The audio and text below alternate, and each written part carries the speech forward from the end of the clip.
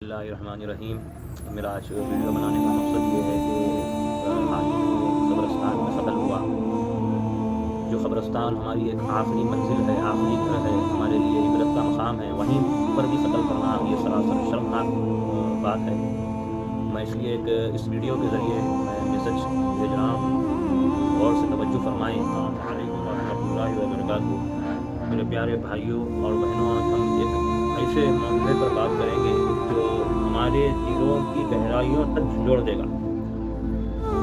ہمارے آس پاس جو آج قتل، مرڈرز اور بہرامانی واقعات ہو رہے ہیں، یہ ہماری انسانیت اور ہمارے ایمان کے لیے ایک بہت بڑا سوال پیدا کر رہا ہے۔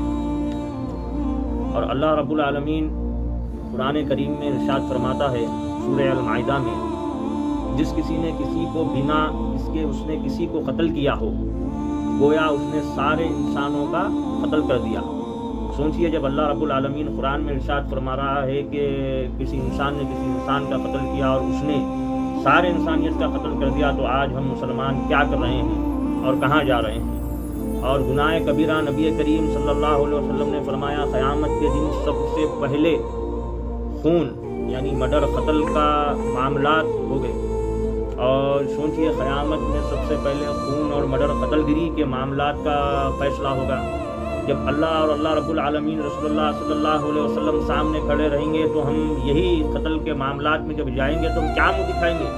رسول اللہ صلی اللہ علیہ وسلم نے ہمیں ایسا دین چھوڑ کے گئے ہمارے پاس۔ رسول اللہ صلی اللہ علیہ وسلم ہمارے بیچ اتنی محنت کرے، ہمارے لیے اتنا صبر سہے ہے، وہ آج ہمیں سکون و راحت ہی ملی، لیکن ہم کون سے مقام پر جا رہے ہیں ہمیں پتہ نہیں۔ ہمارے دلوں میں نفرت، زہر، ہمارے دلوں میں ایک دوسرے کے خلاف اتنی غلیظات ہمارے دلوں میں بھر گئی ہیں کہ ہم آج قتل گری پر اتر گئے ہیں۔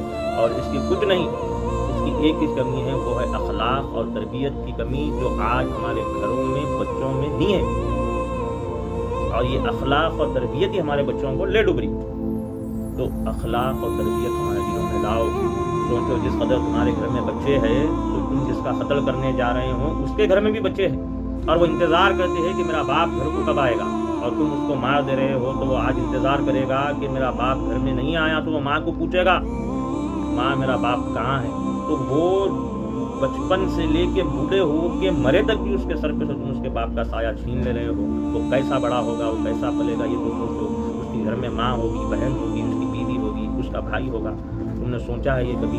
سوچئے، یاد رکھیے کہ نفرت کی جواب نفرت نہیں بلکہ رحم اور انسانیت ہے۔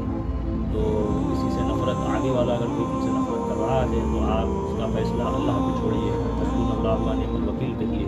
یہ نہیں کہ انہیں نفرت کر رہا ہے تو میں بھی نفرت اس سے کروں، لہٰذا اس کا جواب آپ محبت سے دیجیے۔ رسول اللہ صلی اللہ علیہ وسلم کی سنت بھی ہے کسی سے محبت سے بات کرنا، محبت سے پیش آنا۔ مجھے امید ہے آپ لوگ سدھریں گے۔